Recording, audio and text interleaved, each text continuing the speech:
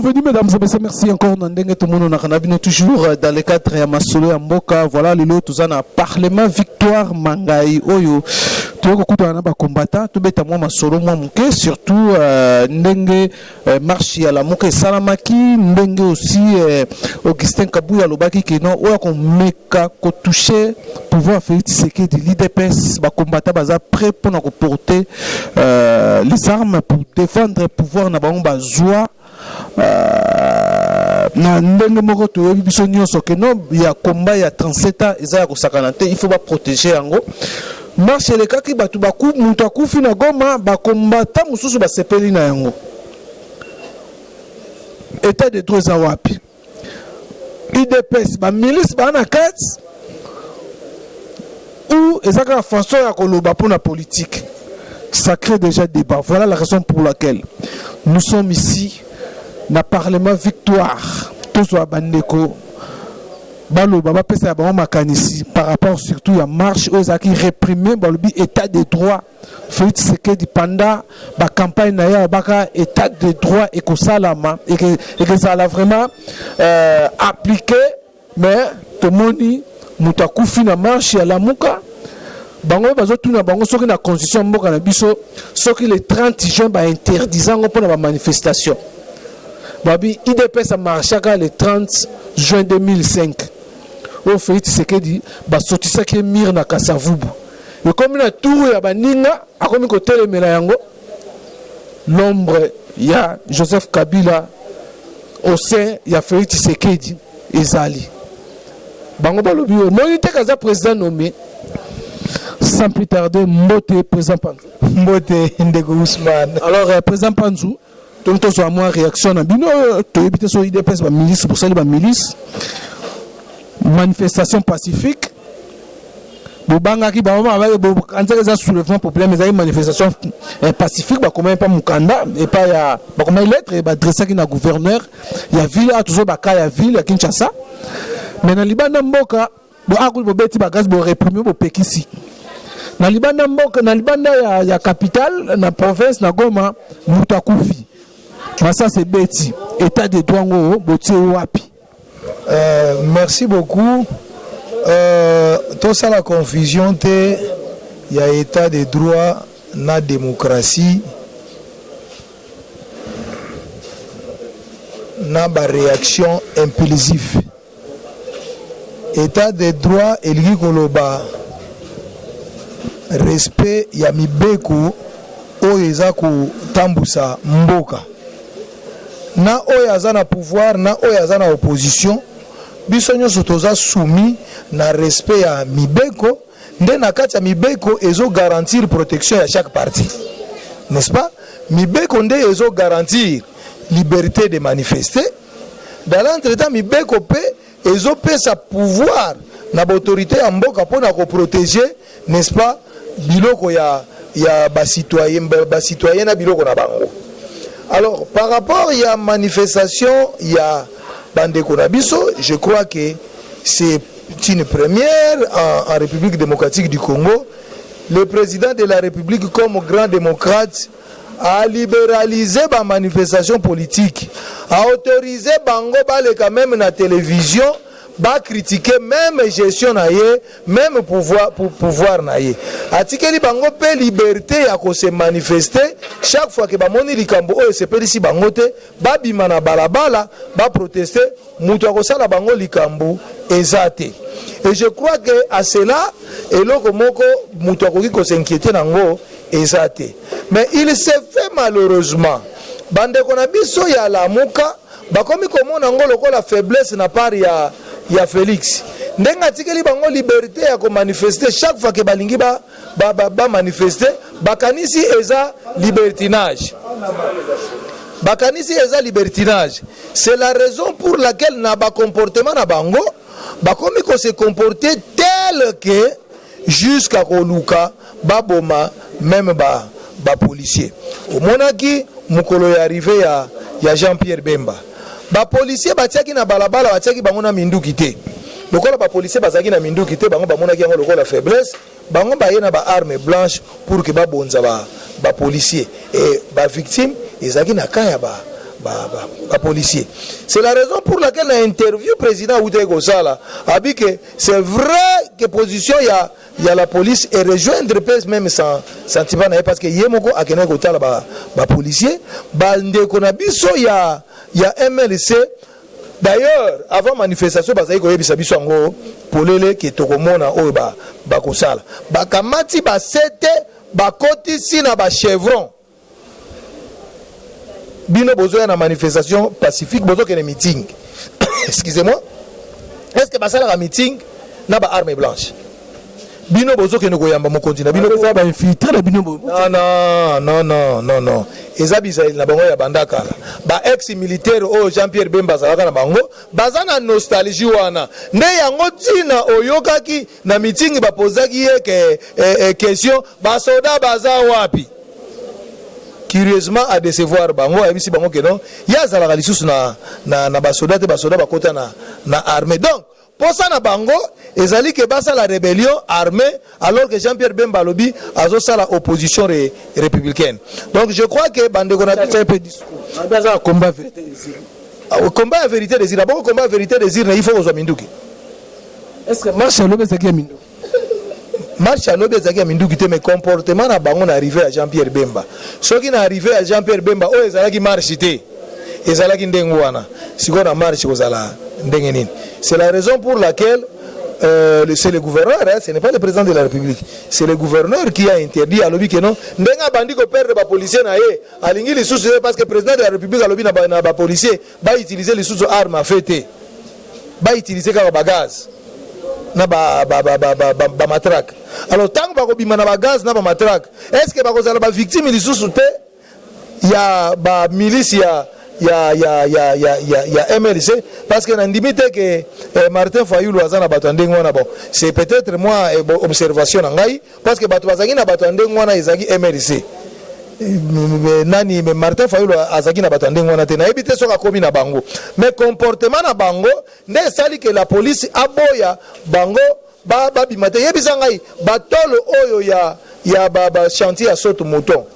Et ça un rapport nini n'a arrivé à Jean-Pierre Bemba pour qu'il va picoler. Je crois que les amis doivent répondre. Il va gérer position à Bangote. Il fallait pas gérer position à Bango bien pour pas continuer comme ça opposition à Bango malam ou tina na souka. Au lobby il est là comme on a bandeli awa ceux qui il dépêche à na milice. Mais depuis 37 ans, Botuna Bisoli comme milice il y a le où tu vois. Pourtant comme il a pouvoir non. Le président de la République a toute une armée. Ce qui a réprimé, a utilisé la police na armée au Yazanango pour que a réprimer. Nous avons posé na ngote. Azana posa na ngote. Bandeko oye ba tenir ba propos wana, baza responsable ya ba propos na bango. Un jour, ils répondront de leurs actes même devant la justice militaire.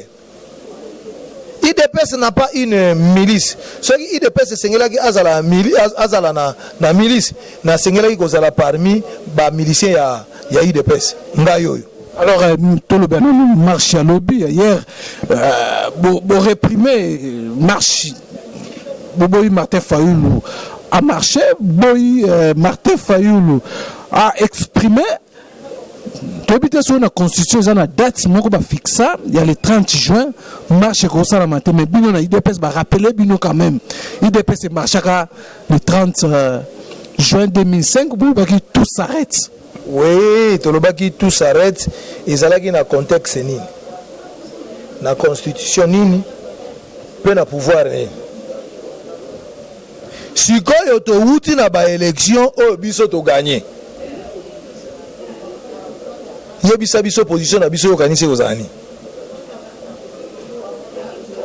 na contexte oyo ya le 30 juin tout s'arrête na 2005 oyebi tozalaki na pouvoir oyo bauta kosala coup contre le président na San City ezalaki na moment ya 1+4 oyo IDPS asekelaki azwa même vice-présidence bakamati un ex-rebelle batie na place ya IDPS défense Zaidi Ngoma tala contexte oyo IDPS atelemaka na moment wana oyo démocratie ezalaki te tolongwe na moment wana tokoti 2006-2011 toke na baélection oyo biso toparticipaki encore une fois batrichaki toye na 2018 oyo biso toganye élection.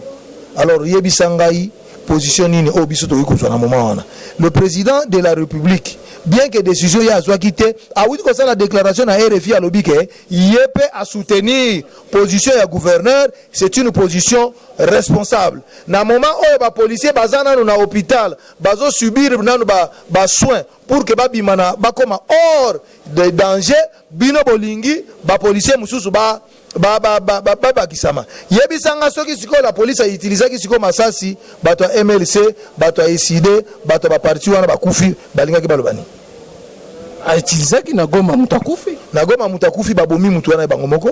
Nous avons mené des enquêtes. IDPS na Goma ont mené des enquêtes. Bato wana bazana ba milice na Goma. Je crois que ba milice oyo ezo sala makuna baza ba responsable. Je crois que après enquête oui, je le confirme et je le mets à défi.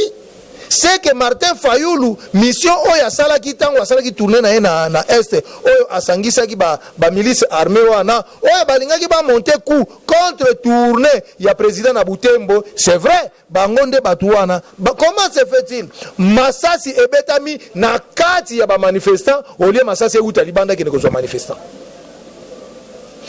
Ndé tango ba investigation et bandi ko salama d'abord porte-parole. Oui, qu'est-ce que vous croyez? Moi je suis criminologue de formation. Qu'est-ce que vous croyez?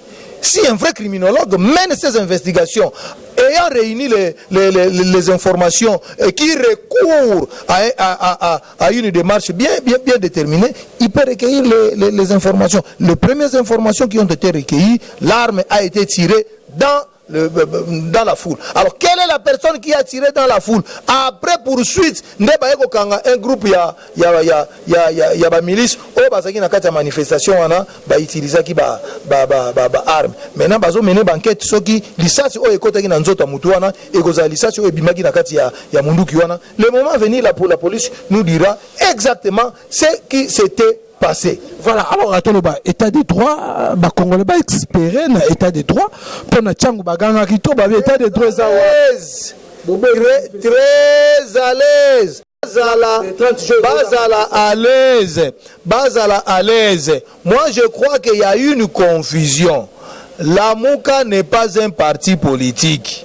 Biso IDPS tozalaki ko organiser ba manifestation na biso tozalaki ko bomba manate tozalaki ko organiser manifestation na biso IDPS bango bazo bomba makasi ma ya lamuka pour que bazo banga ba responsabilité MLC avec ses alliés organise une marche et SID avec ses alliés organise une marche. Comme ça Martin Fayoulou aya lisusu na étiquette ya lamuka te total ce qui va se passer comme ça mutu na mutu akozwa yazaki candidat na bango pe candidat bango éli selon bango bazo réclamer alongwe na parti na ye Félix azaki candidat ya IDPS te alongwe candidat ya IDPS il demeure le candidat de l'IDPS tango bazo critiquer Kamere bazo critiquer Félix na IDPS bango pe ba s'assumer tango IDPS azali ko organiser ba manifestation na ye azalaki ko s'assumer ngai nazo bima na terrain na kombo ya IDPS tango bazo ya ko lukanga na ndako pour que babo mangai bazali ko lukanga comme membre ya opposition to ya rassemblement bazali ko lukanga comme membre de l'IDPS donc bango pe ba s'assumer ba sa la manifestation na bango que non biso tozo revendiquer vérité des urnes comme ça baye bakutani na la police bayokani ndenge nini marche kozala soki to ndete esika to kotala soki réellement manifestation na bango ikozala pacifique. Donc moi je crois que bandeko d'ailleurs les akutu débattre biso to sala ki 37 à bango pe ba meka baye ba pema nango pe ndenge nini esalaka mutation azo réclamer pour présidence ba PC Félix Sekedi ba vérification sur les pouvoirs yo mona ki Tshisekedi abimi na balabala biso nde bato tozali ko biba to yebiseka no président biso to bimi to ko luka vérité des urnes Tshisekedi abimaka na limité mutu azana batu aluka te batu babundaka pona ye leader ba protégeaka ye soki lisasi ebimi na fulu leader akufi bino nyonso bako disparaître bango leader bazo protéger te Martin Fayoulou azana problème azo souffrir na déficit soki aza penza mutu abandundu nazoyebisa ye nayebaka pe te soki aza ya territoire nini bakoyebisanga pe eloko wana mpe ngai pe ti lelo ezosalanga mpasi po ngai mpenza naza vrai mutu abandundu ngai aza mpenza vrai muyaka ya bandundu.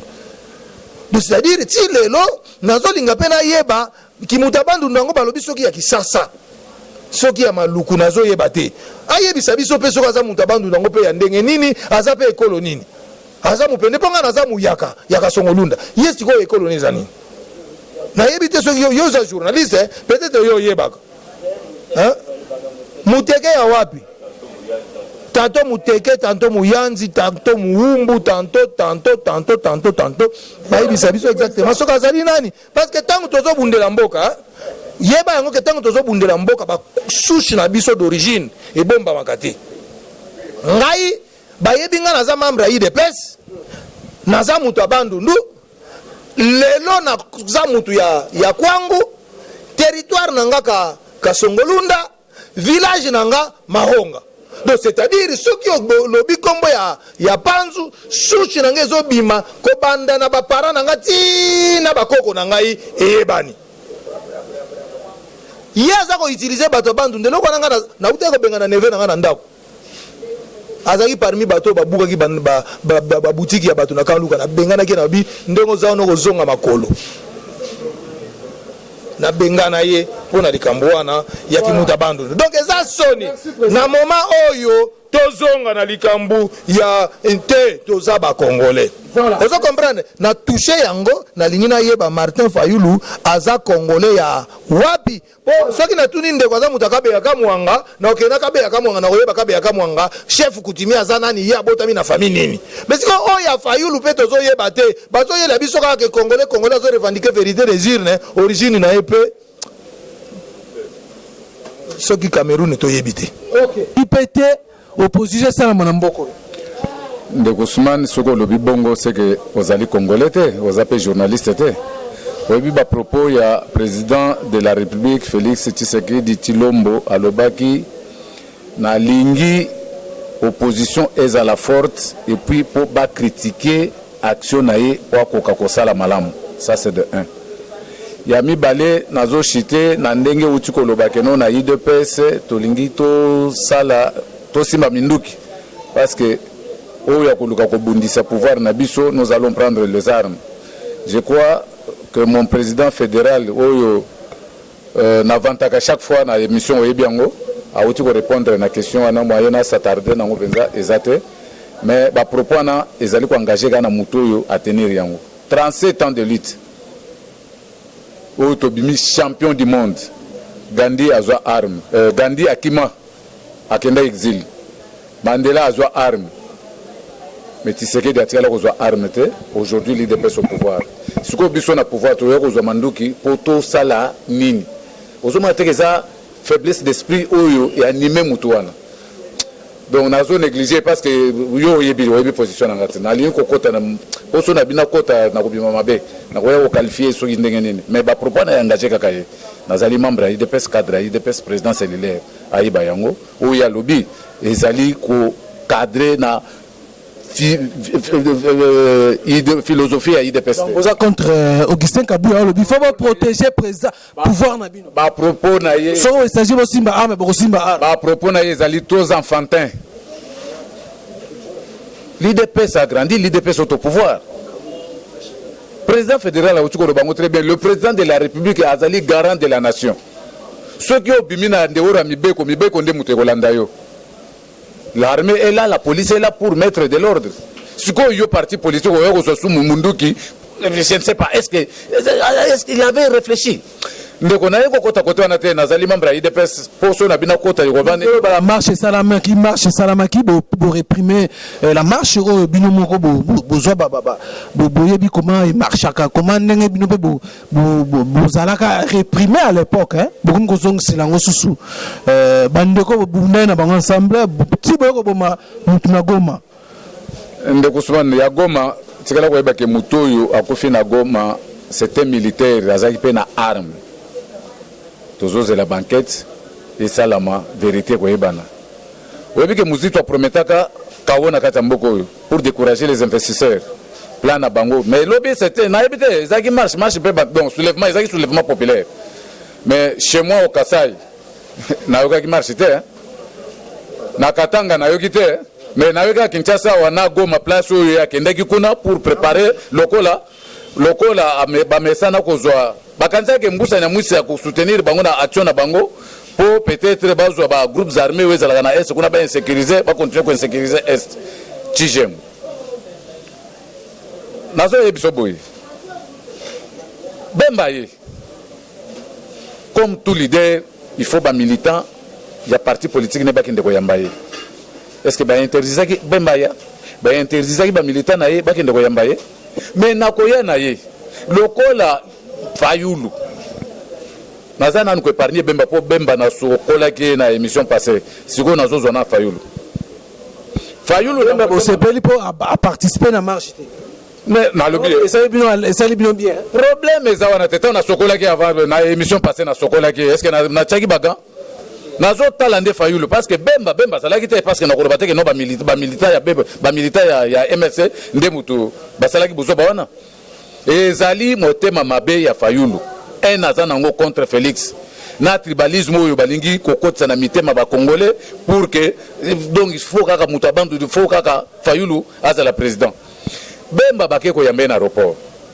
ti na lieu ya meeting qu'est-ce qu'il y a à voir avec les paisibles citoyens qu'est-ce qu'il y a à voir avec les toloyo ba pona ko sala ba saute de mouton tout ça ezalaki prémédité la police ayant balobaka soki basuyo na nyoka okobanga na muselekete mais là bamona ke na marche ya pamba na accueil ya pamba ils ont commis des bêtises à combien plus forte raison soki balobi basala marche ou bien entre guillemets parce que bango ba komisaki eloko yango munene balobi soulèvement populaire police il fallait prendre des précautions pour que débordements à la tête ba péché nani est-ce que yo ki kuna que non peut-être na Kinshasa bato bakufi babeti ba gaz ba ibi bato baso gaz wana bisoto mesana na gaz bango bakutina opposition te fa pas ba peso la gaz peso to sali 37 ans ya li tozo ba gaz tozo massa yango to yozo tanga licence moko koyebi combien de morts o IDPS a perdu combien de martyrs a commencé par le père fondateur ya IDPS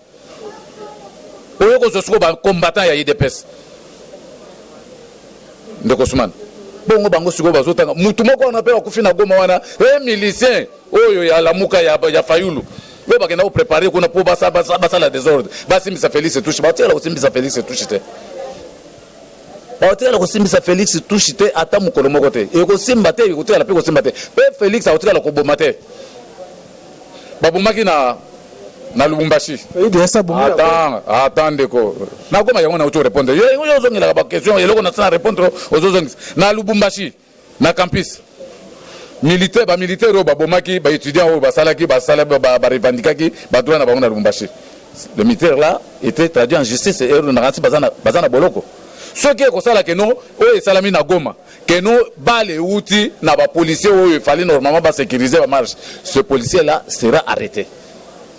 Mais dommage parce que les informations que nous avons et outi na police de outi na kata ba manifestant mutu anande mutu bangonde bazaki na ba arme. Alors devant de telles situations la police il faut ils ont pas précaution. Mais soulèvement et aboutir na nini motema mabe. Moninga zui c'est pas là. Réclamer vérité na élection bozo ndeko tokozongi c'est ça wapi bino bomo boya tokolinga tokozongi bon biso IDPS to za 30 jours bozo boya ba biso IDPS to za après ya kozongi c'est la Martin Fayulu pouvoir naï ma même la biso ba preuve l'émission passée na loba que délai wezala kana cour constitutionnelle so contester résultat ya moninga ou bien olobi que non yo gagné mais basali yo kanai ba pesa ka délai pour même ba preuve zo la que non effectivement yo gagné ki ou ba proclamer a gagné kité Martin Fayulu même ba preuve président nanga uti ko répondre na interview à tout ça na TV France 24 na RFI voir même ba Bevec Senko na monde entier batamboli basali partout batikala ko bisa ba preuve te et aujourd'hui président ali en bon terme na ba prêtre. Et puis Martin Fayulu, Azo responsable. Il y a des États-Unis accueillis partout, accueillis France, accueillis Angleterre, accueillis Suisse, accueillis partout. Après, bon, ce qu'on veut dire, nous désirons nous, nous, sur le pouvoir, nous avons preuve à mon côté.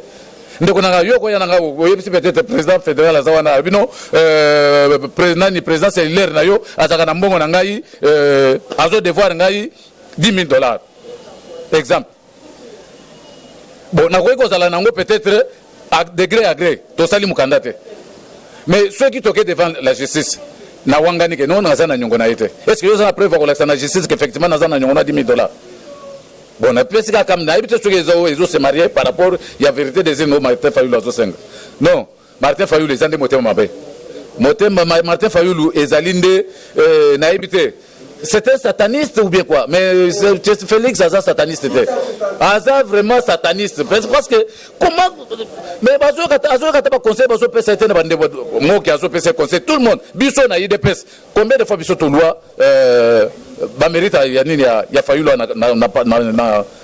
na parlement de biso à ça la opposition républicaine le la baninga ne ba emprunter voix na Katumbi aujourd'hui Bemba malgré Aza un pied dedans un pied dehors mais alors que ces pays étaient à comprendre. Pourquoi Bemba Salaki n'a qu'à marcher? Baba la lobby que non pour des raisons stratégiques à Kenya na peut préparer ba milice musu na Gemena. Te Bemba azana yete aza susuna muzitu azana na Fayulu te. Na lobaki mokolo na que Bemba c'est un félin. Azo linga acheminer na Fayulu pour na dernière minute a récupérer base ya Bandundu. Pour Fayulu ça dindit. Toi, tu crois qu'en 2023, Bemba Sogi a postulé, Moïse a postulé, Fayulu a postulé. Bon, Bisson a tous un pouvoir. Pour nous, ce que pendant notre quinquennat, et qu'au cas où le peuple congolais, n'a dit que Bamousou n'a pas de déposer la candidature. Parce que nous allons faire bien et mieux. Fayulu, Bemba a dribblé la dernière minute, a récupéré dans le bandou. Mais les gens ont peine perdu, Fayulu Vanda. Le gros osozo déjà bala caoutchouc lobby ozaki moi gaz kolingate ozo troisième gaz parce que biloko na biso nde tomesana na gaz keba na troisième gaz ou bien quatrième gaz oko sikombe oko sifoke ba mimi en hôpital ono Félix abomi ote âge na yo salela âge vanda sala opposition républicaine ce que boy vanda tikala no simple citoyen observer Opposition. mais ce que boy opposition maintenant c'est quoi yo Résistance citoyenne. mon président de la République élu azo marché azo gaz président de la République élu mais batouana où est les 62%? Oui, bazaki na changu yo salaki kuna tosaki na ozaki sur le terrain tindelanga kutu ba image est-ce que 62% oui votaki Fayulu yangwana na yebisa ko la fois passée province nini oyo koki kotangela ngo ba vota Félix était parce que ngana na yebisa yo ke na Bandundu on commence par Bandundu ville qui quitte on avait voté Félix mais Fayulu il y a des provinces où atikala ko zota 0,01% batikala ko voter était ce ko a gagné pas wapi la vérité des na zulu ke lango nini Fayulu mpangi Zala Kimiako, Tchana se, Bale. Bon, Neko, merci. Ah, votre Trump a fait sa félicitation. Bah, veille indépendance. Oyoka yango. Est-ce que Oyoka yango? Oh, Clinton, oh, Obama, Kabila, Zalagao. Combien de fois Batika la routine de la Kabila va fait? Président Francis. Voilà, alors tout le monde réaction par rapport à la manifestation de Salam qui beaucoup critiquer le secrétaire général et Augustin Kabouya lobby na pouvoir faire Tshisekedi bino ba combattre pour simba arme ndeko Ousmane na kobandela nano na oya suka olobi président nani secrétaire général ai Augustin Kabouya secrétaire général Augustin Kabouya depuis quand donc c'était une ignare de circuit ce qui a mis bengi secrétaire général ai est-ce qu'il y a un statut et là qui s'y polele que azali parvenu un parachutiste tout fait et bandi boni akende kotanga likambo ya munduki to lité pendant 37 ans tozwa même ata lance-pierre sikoyo minduki yango akozwela yango wapi ndeko Ousmane bandeko apoto to banda ko ebisa bino keno Kabila a délégué les gens au sein de l'IDPS, na compte FCC, c'est Augustin Kabouya, c'est Jean-Marc Kabunda Kaboun. Est-ce qu'un secrétaire général digne de deux fois a encore tenir tel propos? Moi j'étais là, et Zalité j'étais là. Bah tu es indigné, à part que certains qui ne comprennent absolument rien, ne scandé. Armée yango kozwa pona nini IDPS aujourd'hui au pouvoir. Félix a l'armée, Félix a la police. Pouvoir faire c'est que des menacés dans la mouka. Il faut bien après aussi. Est-ce qu'il y a eu ça la lecture vraiment politique? Kabouya a eu ça la lecture politique. Admettons que le pouvoir de Félix est menacé par la mouka. La mouka yango ba voter qui bango na combien de pourcents? Si Fayoulou a été voté na 62%. Lobby, combien de provinces va marcher? C'est la question qu'il faut se poser. Yo lobby on a pouvoir les critiquer. Oui, critique ceux qui sont constructifs, et c'est normal. Tu vois critique, mais critique n'a pas la critique destructive. Lobby est là qui les cambois marche, est là qui soulèvement populaire, donc guerre à Kinshasa. Va de jouer le quoi. Donc, papa, les hommes ont créé une formation pour et pas le gouverneur qui non, ils ont marche pacifique. Comme la gouverneur, ils ont comme sous, macanicipé, ils ont comme sous. Bon, dans le monde allélo, soyons quand même conséquents et sérieux. Le 30 juin, jour de l'indépendance, un jour sacré et immortel, il y a un individu congolais. Ok, négocier la marche. Pour le IDPS, tout s'arrête. En 2005, nous, il y avait un objectif parce que Malumalu a violé la Constitution. Ah, un objectif parce que hypothèque qui va résultat. Est-ce qu'ils ont réclamé chez Nango ou ils réclament chez Félix? Félix a été organisateur d'élection. Donc il y a du méli-mélo dans ce que Fayoulou et consorts font. C'est du méli-mélo. Hollanda qui a interviewé à France 24, tant que Batouni Mokonziambo, que je salue en passant, tant que Batouni Likambo ya vérité des urnes. Na journaliste a koki même kozonge la mutunate.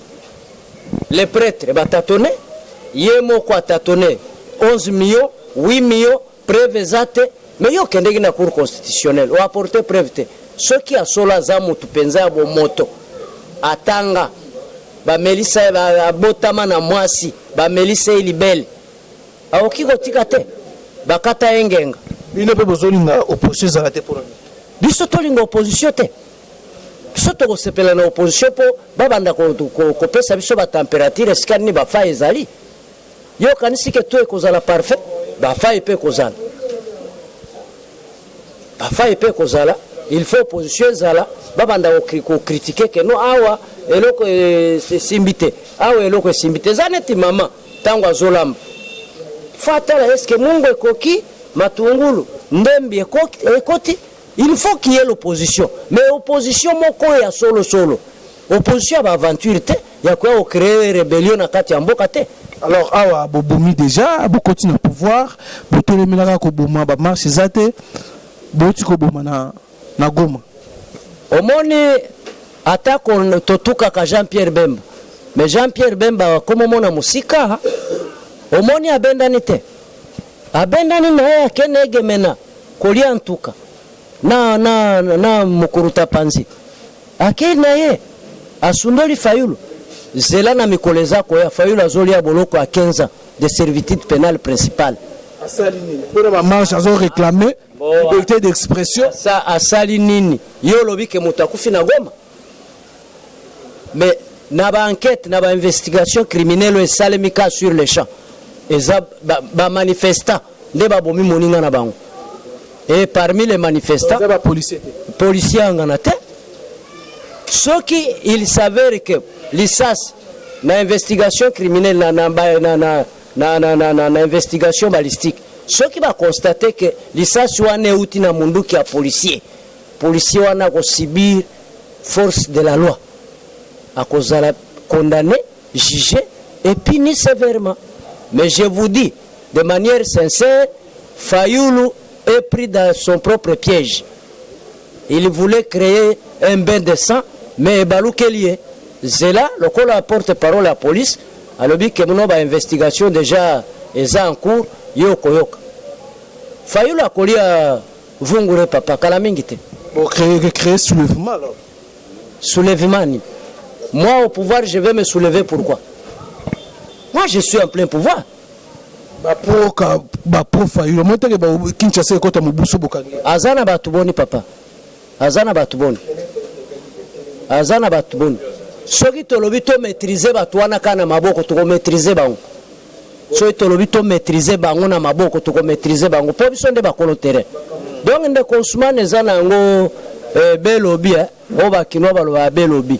Donc Fayoulou azolinga misala me stratégie nde ayebite aya wana parlement debout to pese stratégie. Aya nde awa. Voilà, merci. C'est moi qui te remercie Ndeko Ousmane. Bonjour président. Bonjour Ndeko Ousmane. Oui, alors donc la réaction à Bino par rapport à marche il y a la Mouka le marche wana et c'est soldé dans un mort babi fait ce qui dit égal Kabila le même donc babi changement salami à bateau mais système est quelqu'un moko bobo il marche salama la constitution les 30 juin ils ont la place pour commenter que dans les 30 juin marche comme ça la matin bobo activité ça en 2015 2005 bobi m'a rappelé mais tout la bino bobo. Merci Ndeko Ousmane pour notre mutuna na yo au lobby que changement est salami à bateau mais système reste ngana souhaita ko loba que changement est salami à bateau mais constitution oezali ko kambabiso etikali. Je crois que mon président fédéral l'a expliqué tout à l'heure. Et constitution eza ko continuer toujours ko pesa ba garantie ya manifestation, n'est-ce pas? Eza pe ko pesa autorité publique, la police et tout ba droit ya ko gérer les manifestations, n'est-ce pas? Alors Nathan wana ce que l'on a manifestation, tu dois écrire. C'est l'autorité compétente qui va apprécier. En appréciant à côté, là, si possible, à cause d'un niveau, il y a que protéger la manifestation. Et ce que l'on dit que non, compte tenu il y a circonstances, il y a atmosphère, climat politique, la manifestation, c'est salami et qui dégénéré, bouboué. À répondre yo et ceux qui va répondre il faut comprendre que non oye baneni yokoki ko s'exécuter parce que biso nyo tout tozali ko luka pe tozali ko luka kimia pona peuple na biso yo lobi ke bato bakufi na mutu moko akufi na Goma mutu akufi na Goma je crois bande ko si balobi yango mais yo so mona manifestant aza ko tinda baninga na imsu manifestant na makasi pour que ba ki na ba manifester. Bameki kotuna bango motivation ote parce que Félix ayeli biso ba Rwandais. Et dans l'entretemps, bamisusu na kati na bango ba lati bakagul. Bakangi bazolo na bilongi po ba identifier bango te. Yebisangai bato basala criminologie ceux qui déjà identifié mutu azosala babilo na kangi ba lati bakagul. C'est déjà image moko ya bato mo baza suspect. Mais ce que baza suspect na ba manifestation ya banani manifestation ya la Mouka. Nous pouvons conclure que la Mouka azaki na iloko mususu que oya zalaki ko luka po ba motiva ki ni na ba lobi que baza ko manifester pona ko revendiquer ni ya ba ni invalidation ya ba député na ba. Nous quand société Sezomaki, le président de la République avait déjà instruit déjà et belé déjà ndenge toza déjà d'information bazo zala déjà qu'on a récupéré, ils sont au courant parce que lui-même Fayoulou a participé à la réunion, il y a commission, il y a rectification, il y a nini, il y a barré, mais motivation du souci qui ce sont déjà mal intentionnés. Alors réclamer vérité des urnes. Vérité des urnes, l'autre il fallait qu'à réclamer on lui bosse à cour constitutionnel, papa. Notre président Yassep Jacquemain Chabani Louko, il y a 4 jours à sa conférence de presse, a présenté résultat officiel au IDPS à Zouaki. D'abord, IDPS y a un mot disposé qui 41%. On a dit aux journalistes, on a conférence de presse, il y a Jacquemain Chabani. A présenté qui yango. Et vous avez suivi le président de la République dans l'interview à Martela qui est aussi sûr que Tozala qui n'a pas PV n'a biso nyonso. Fallait que bango ba ya pe na o ya bango to confronté de débat na et ça distraction. Moi je souhaite que au lieu de s'accrocher na kacha ba distraction, le peuple congolais va s'allier tous derrière le président de la République parce que ba fruit ya malamu ezomona na déjà. Ezomona na déjà la volonté politique où ezali capital, il y a tout gouvernement pour faire avancer le pays. Et ça déjà permanent. Mais ça sous permanent, qui na ba mois passé, tout l'année même les effets que constater, c'est comme si volontairement se faire sentir et ça sous soutien Mikolo comme changer. On voit plus que les anciens gestion il y a prédécesseurs naïe et comme Kosonga. Il y a même la fête c'est que dit armée soit vraiment pouvoir à s'exercer vraiment pouvoir en comme il faut. On est allé acharnement président Tshisekedi a biso que mbisi bandaka ko pola na mutu. Hein? Le rôle la mutu ya Congo est géré par un démocrate, un fils du pays qui a les soucis de ce pays. Batunyon soto wana atazala ki satana to salina ye akobongo la motema bokoka makomi ko sala ba action ya malamu pour na peuple na ye. Et surtout que nous sommes dans un état de droit, personne ne va bouger pour faire le contraire de ce que le peuple congolais veut. Le état de droit de empêcher manifestation il faut la marcher. Mais quand même bon monaki ba mikolo eti koleka ba manifestation ezalaki ebele kutu eza bato misusu bakomi koloba ke non tomesanaki boye te tokomi lokola bato tozokende na campagne d'évangélisation biso tomesa tobimi tozwa mwa gaz mais Félix azosala oyo tokomi okende kaka ondire bato bakende losambo bazongi sake mwa mouvement c'est que baconstataki ke non en tout cas état de droit ezali le président de la République est en train de respecter les textes de la République, c'est une bonne chose. Bao bazol babiloko wana et ça n'a toujours on est dans le bezali acharnement. Alors yo au makanisi ça non ndengeni comme on secrétaire général il y a IDPS Augustin Kabouya lobi o ko meka ko toucher pouvoir il y a Félix Tshisekedi ba combattre ba porter les armes pour défendre le pouvoir Félix Tshisekedi au besoin il y a passé 37 ans de pouvoir. C'est une raison de plus pour moi de lancer SOS na base union sur IDPS à travers le monde. Pour le moment, l'IDPS est allé gérer l'amateurisme au sommet na yango. L'IDPS est au pouvoir. Le président Félix, il est le garant des institutions, de bon fonctionnement des institutions. Et Azali, commandant suprême des forces armées congolaises, ce n'est pas à l'IDPS de prendre les armes parce que la République démocratique du Congo a son armée et cette République a la police. Donc, moto a lobi biloko wana. Yango tozo senga na moment tozali directoire efanda. Souci na biso wana pour éviter biloko wana.